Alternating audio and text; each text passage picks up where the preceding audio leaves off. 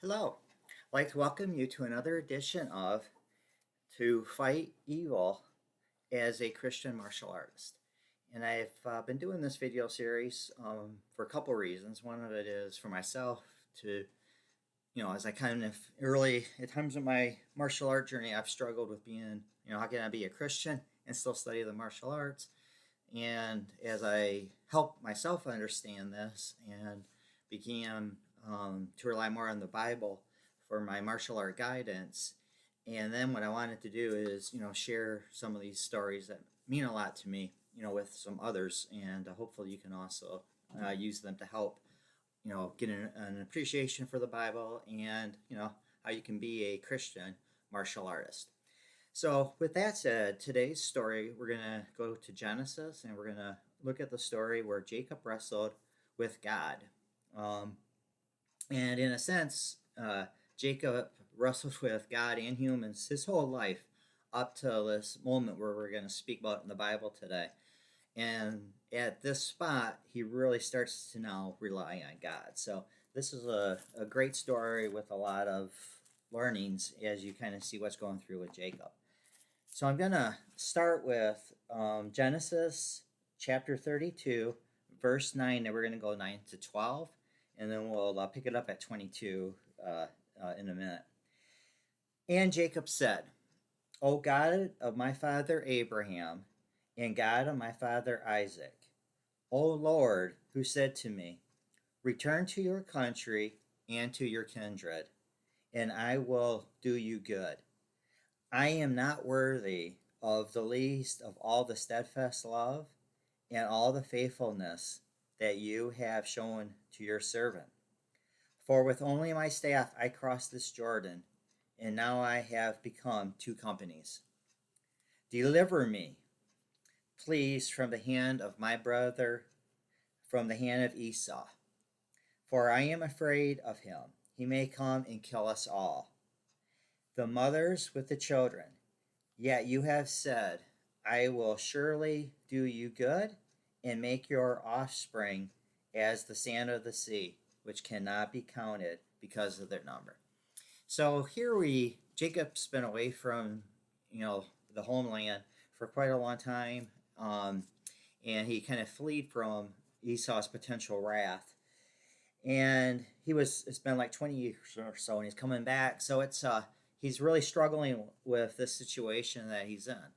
And there's a couple of things in this first one is he starts off with, O God of my father Abraham and God of my father Isaac. So he's still not showing that personal relationship with God yet.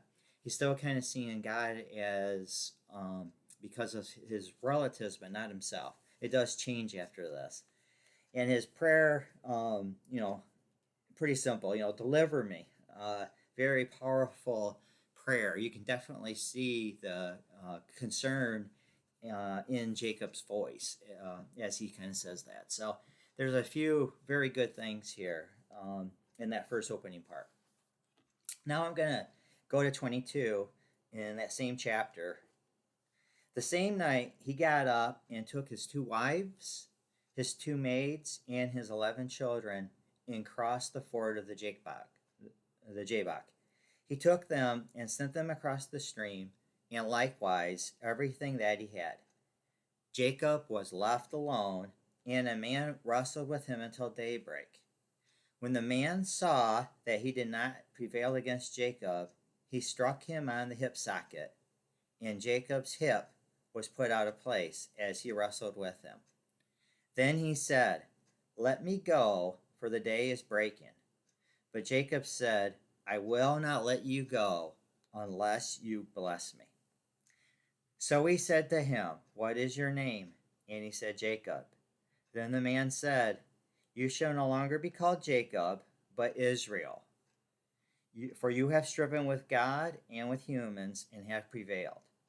Then Jacob asked him, Please tell me your name. But he said, Why is it that you ask my name?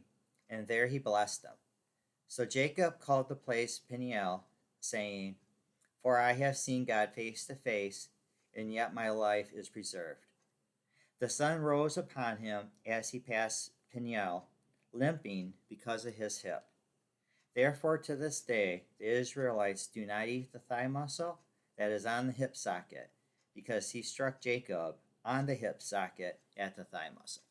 So there's a lot of stuff in that story, and a couple, comments that we as martial artists can kind of take from it.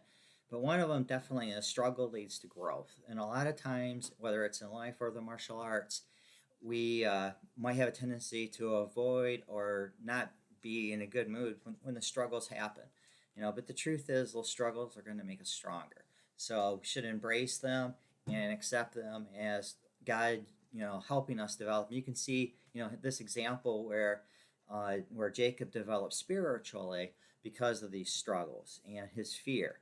And God often, we can see it in our own lives, uses those bad times, uses our sins to help, turn us around. And Jacob probably wouldn't have called on God that night if he wasn't fearful. So the fear, while a lot of people might say that's, not a good positive thing, but you can see God can take that negative fear, and now Jacob has a relationship with him. So, fear is irrelevant. Once you got a relationship with God, it's so different.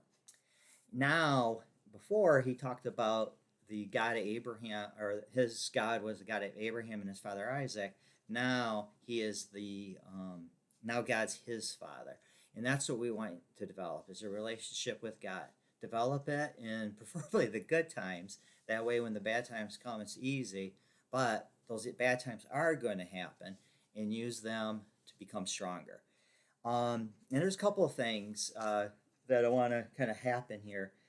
God says, let me go for the day is breaking. But Jacob says, I will not let you go. Now Jacob is clinging to God. And that's what I mean too. You can see this change, this transformation in him. God did break his hip during the wrestling match.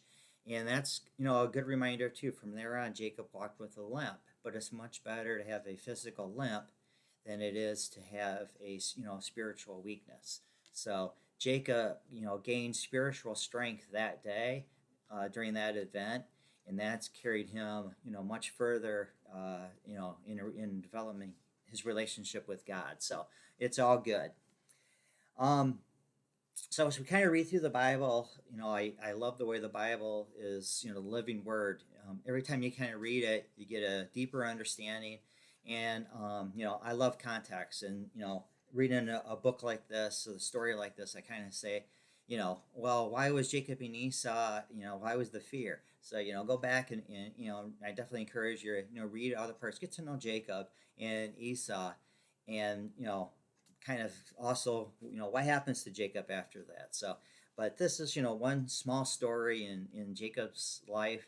It's also worth noting that, he got named Israel, and Israel is a common name today, but that is the first time that the word Israel was used like that. So Jacob became the father of all the Israelites. So that's a very, big nation that carries, on to today, as God, promised, I will surely do good and make your offspring as the sand of the sea, which cannot be counted. So God definitely delivered on his promises to Jacob, and he will deliver on his promises to you. So with that said, this is the story of Jacob wrestling God. I think you'll find lots of lessons in it. I encourage you to get in the Bible, give it a read. I also, in the playlist, I have a video by Joel Kramer where he actually goes to that site. And of course, Joel always has so much insight. You'll gain more deeper knowledge by going to his video. So anyway, as a Christian martial artist, I highly encourage you to let the Bible be your guide for the martial arts. And I wish you a very blessed day.